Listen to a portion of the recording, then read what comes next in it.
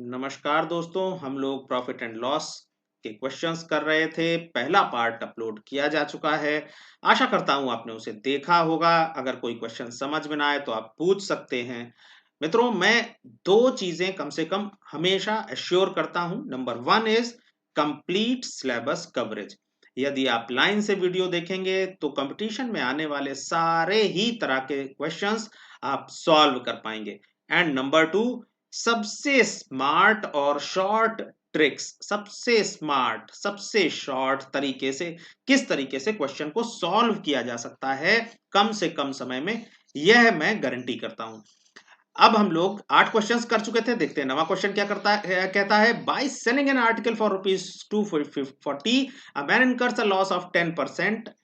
Eight what price should he sell it so that he makes a profit of 20%।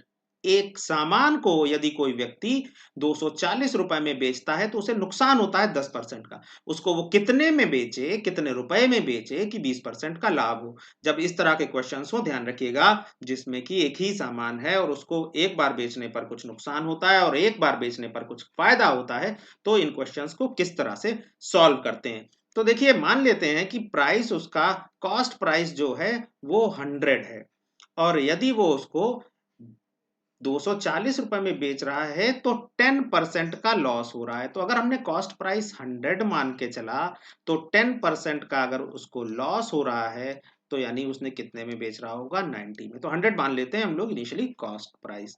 और यदि उसको चाहिए कि वो 20% का प्रॉफिट हो, 20% का प्रॉफिट हो, तो उसको कितने में बेचना होगा, ₹120 में। यानी ₹100 की चीज यदि ₹90 में बेची जाएगी तो 10% का नुकसान होगा, 120 में बेची जाएगी तो 20% का फायदा होगा।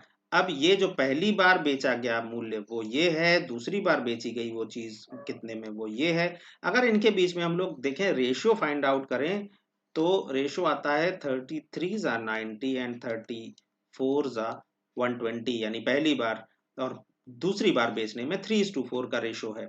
अब देखते हैं वो बेची कितने में गई। चूंकि वो बेची गई है ₹3 में, नहीं बेची गई है पहली बार, बेची गई है ₹240 में, जो कि इसका कितने गुना है, 80 गुना है 3 का 240। तो दूसरी बार वो कितने में बेची जाए कि उसमें 20% का उसको लाभ मिले, तो that is also 80 times and that will be 320 and this is the answer. अर्थात वह यदि अब उसको ₹320 में बेचेगा तो उसको 20% का फायदा मिलेगा। देखते हैं अगला क्वेश्चन क्या कहता है। Question number 10। By selling a watch for ₹570 the seller received a loss of 5%। एक घड़ी है, उसको एक विक्रेता बेचता है और ₹570 में बेचता है और उसको नुकसान होता है 5% का। अब वो चाहता है कि उसे 5% का फायदा हो, तो वो उसको कितने में बेचे। तो एक बार फिर से वही जो मेथड हम लोग यूज कर रहे थे, ₹100 कॉस्ट प्राइस मान के चलते हैं कि ₹100 का कॉस्ट प्राइस है। अगर 5% का नुकसान हुआ है, 5% का नुकसान हुआ है तो 95 में बेची होगी। और अगर वो 5% का फायदा चाहता है, 5% का गेन चाहता है, प्रॉफिट चाहता है, तो उसे 105 में बेचनी पड़ेगी। अगर इनको हम लोग सॉल्व करें तो देखिए, ये 5 19 ज़ा 95 एंड यहाँ पर अगर इसको 5 से कट करेंगे तो 21। तो 19 और 21 का रेशो है जो पहली बार बेचा गया दाम उसमें, और जब उसको 5% फायदा मिलना चाहिए उसमें। तो लेकिन बेचा कितने में गया है, 19 में तो पहली बार नहीं बेचा गया, पहली बार बेचा गया है 570 में। 570 में यानी कि ये इसका 30 गुना है। देखिए, 19 3 ज़ा 57, दैट मीन्स 30 गुना है जो पहली बार बेचा गया। तो दूसरी बार भी बेचा जाएगा वो उसका कितने गुना होगा, 30 गुना, and that is equal to 630। कितना आसान और कितना शॉर्ट और कितना लॉजिकल तरीका है। इससे आप सॉल्व करके आसानी से विद इन सेकेंड्स इस तरह के क्वेश्चंस को सॉल्व कर सकते हैं और आंसर पता कर सकते हैं। यही इसका आंसर हो जाएगा 630। अगला क्वेश्चन देखते हैं वो क्या कहता है। A man sells an article at a loss of 7%। when he sells that article 800 rupees more, थोड़ा सा different question है than the previous selling price, he gains 9% profit, find the cost price of the article। एक आदमी एक सामान को बेचता है और सामान को बेचने पर 7% का उसको लॉस होता है। अगर वो जितने पे उसने पहले बेचा उससे 800 रुपए ज्यादा पे बेचे तो उसको 9% प्रॉफिट होता है। तो सामान का कॉस्ट प्राइस पता करना पड़ेगा। एक बार लॉस हो रहा है, एक बार प्रॉफिट हो रहा है, एक ही सामान है, तो उसको करने का वही एक ही तरीका है कि हम लोग इसको पहले इसका कॉस्ट प्राइस 100 मान लें और पहली बार जब बेचा है तो उसने 7% का उसको लॉस हुआ है यानी कि 93 में बेचा होगा, और दूसरी बार जब उसने 800 रुपए ज्यादा में बेचा है तो 9% का प्रॉफिट हुआ है यानी कि 109 रुपए में उसने उसको बेचा होगा। यानी जो पहली बार बेचा है 93 में और दूसरी बार बेचा है 109 में, यदि इनके बीच का गैप हम पता करें तो इनके बीच का गैप आता है 16। यानी पहली बार से 16 रुपए ज्यादा में अगर बेचेगा तो उसको कितना फायदा होगा, 9% का गेन होगा।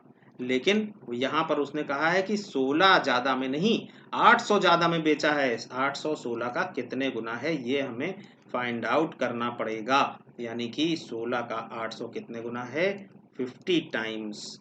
तो इसलिए ये भी 50 टाइम्स होगा, ये भी 50 टाइम्स होगा, ये भी 50 टाइम्स होगा, यानी कि जो कॉस्ट प्राइस है वो 50 टाइम्स इसके हो जाएगी यानी कि 500। अर्थात जो कॉस्ट प्राइस है आर्टिकल का जो हमें पता करना है that is 500 and this is the answer. So with in seconds में आप ये क्वेश्चन सॉल्व कर सकते हैं अगर इस मेथड को फॉलो करेंगे, और बहुत लॉजिकल है, इसमें कुछ भी लॉजिकल नहीं है।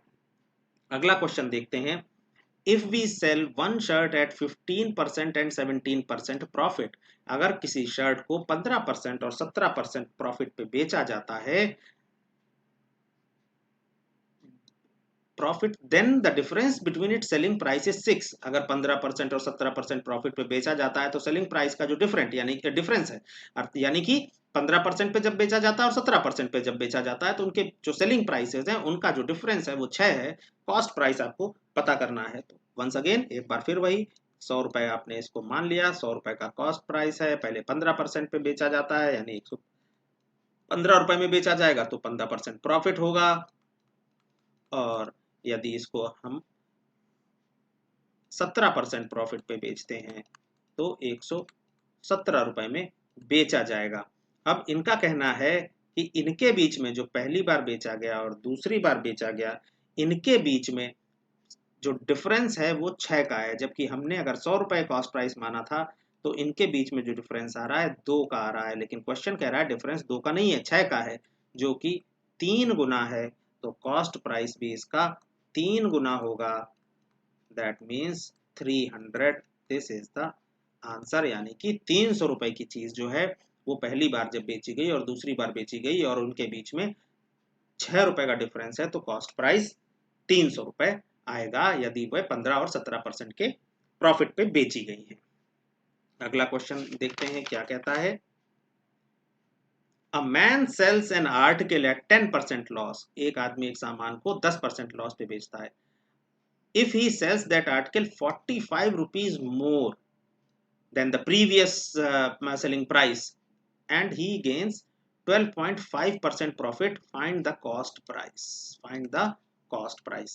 एक आदमी एक सामान को बेचता है और उस सामान को बेचने पर उसको 10% का लॉस होता है, और यदि वैसे 12.5% के प्रॉफिट पे बेचे तो पिछले प्राइस से 45 रुपए ज्यादा पे बेचने पर उसको 12.5% का प्रॉफिट होता है। तो कॉस्ट प्राइस पता कीजिए। सेम तरीका, पहले 100 रुपए हमने इसका कॉस्ट प्राइस मान लिया, पहले उसे 10% का लॉस होता है यानी कि उसने 90 रुपए का बेचा होगा, 10% का लॉस पे बेचा होगा, और दूसरी बार उसने जो बेचा है 12.5% के प्रॉफिट पे बेचा है यानी कि 112.5 पे बेचा होगा। तो ये दूसरा सेलिंग प्राइस है, ये पहला सेलिंग प्राइस है। पहले सेलिंग प्राइस में 10% का नुकसान हुआ, दूसरे में 12.5% का फायदा हुआ। अब इनके बीच का अगर हम लोग डिफरेंस या गैप निकालते हैं तो गैप आता है इनके बीच में 22.5, यानी पहले के कंपैरिजन में 22.5 रुपए ज्यादा पर बेचे तो उसे जो है वो 12.5% का लाभ होता है। लेकिन जबकि कॉस्ट प्राइस 100 है। लेकिन क्वेश्चन में क्या पूछा गया कि उसे 45 का डिफरेंस है, यानी पहले के कॉस्ट सेलिंग प्राइस और दूसरे सेलिंग प्राइस में 45 का डिफरेंस है, जबकि हमने जो कॉस्ट प्राइस और सेलिंग प्राइस माने हैं उनमें 22.5 का डिफरेंस है।